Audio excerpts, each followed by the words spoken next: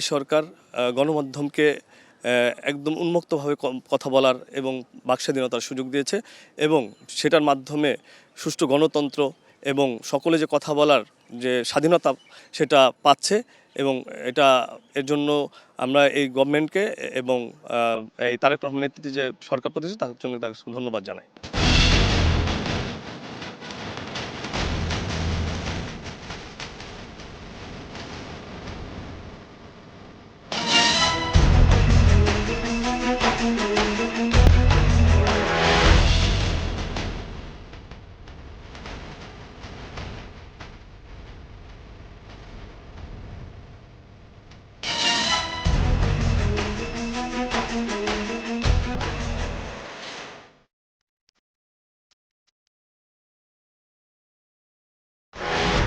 দর্শক শুভেচ্ছা। ২১শে টেলিভিশনের নিয়মিত আয়োজন জনতার কথা অনুষ্ঠানে আপনাদের স্বাগত জানাচ্ছি।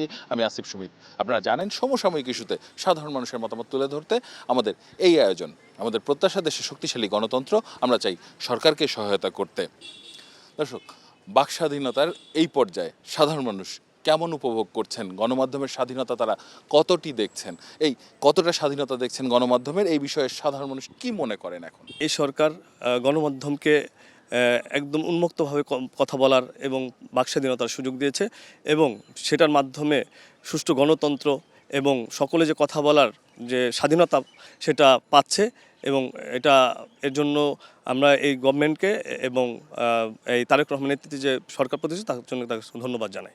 আমরা দেখেছি বিগত শাসন আমলে বিভিন্ন ইলেকট্রনিক মিডিয়া, দৈনিক সংবাদপত্র বন্ধ হয়ে গেছে। আমরা দেখেছি দিনকালের মতো পত্রিকা বন্ধ করে দিয়েছে, আমার দেশের মতো পত্রিকা বন্ধ করে দেয়।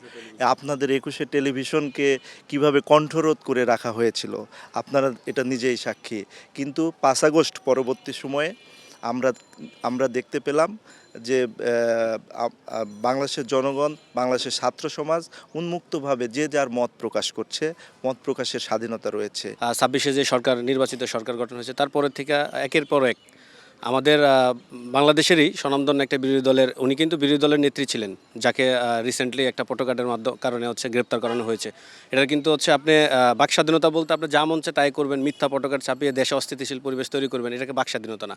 আপনি যে কোনো যৌক্তিক বিষয়ে সমালোচনা করেন বা এটাই আপনার বাক স্বাধীনতা। আপনি মন চাইলেও আপনি হুট করে একটা যেটা ঘটে নাই ওরকম কোনো কিছু নিয়ে আপনি পোস্ট করে দিলেন, সেটা আরও দেশে অস্থিতিশীলতা তৈরি করবে। চাইলে যে কেউ তার মতামত প্রকাশ করতে পারে এবং আমরা দেখছি সরকারের গঠনমূলক সমালোচনা চলছে এবং আমরা এটা অ্যাপ্রিসিয়েট করি। আমরা এমন একটা জনগণের সরকার চেয়েছিলাম যেখানে মানুষ সরকারের কোনো বিষয় যদি নেগেটিভ মনে হয় সেখানে তার মতামত প্রকাশ করতে পারবে। সরকার সেটা আমলে নিয়ে সরকার সেটা শুধরে নেওয়ার চেষ্টা করবে এবং জনগণের ম্যান্ডেটকে ধারণ করবে। জনগণের গঠনমূলক সমালোচনা হওয়া উচিত।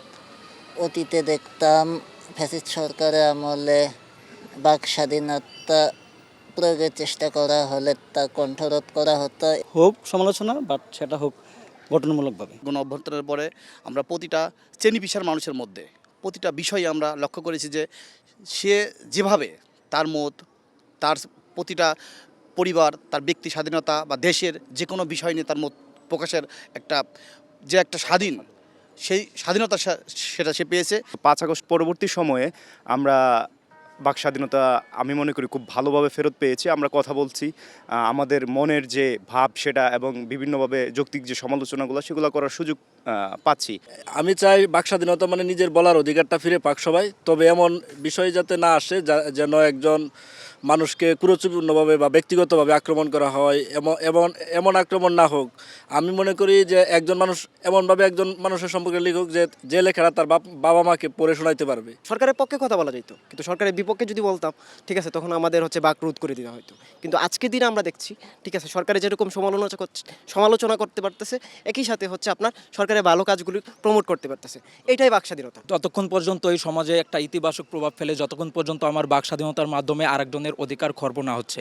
তো আরেকজনের অধিকার সম্পর্কে সচেতন থেকে আমাদের বাক স্বাধীনতাকে প্র্যাকটিস করা উচিত। পূর্ববর্তী যে কোনো সময়ের থেকে বর্তমানে আমরা বাক স্বাধীনতা অনেক ভালোভাবে উপভোগ করতে পারছি, কারণ পূর্ববর্তী সময়গুলোতে আমরা দেখেছি যে আমাদের যে কোনো পজিটিভ মতামত অথবা নেগেটিভ মতামত আমরা সরকারের বিরুদ্ধে দিতে পারতাম না, কিন্তু এখন আমরা পজিটিভ নেগেটিভ উভয় বিষয়ে আলোচনা করতে পারছি। অনেক ধন্যবাদ আপনাকে। দর্শক, আপনারা শুনছিলেন সাধারণ মানুষের প্রতিক্রিয়া। সাধারণ মানুষ কিন্তু তাদের ভাবনাগুলো অসাধারণ, তাদের চিন্তা অনেক সূক্ষ্ম ও গভীর। দর্শক, জনতার কথা দেখতে প্রতি শনি, রবি, মঙ্গল এবং বুধবার চোখ রাখুন 21 টেলিভিশনে। সঙ্গে থাকবো আমি আসিফ সুমিত।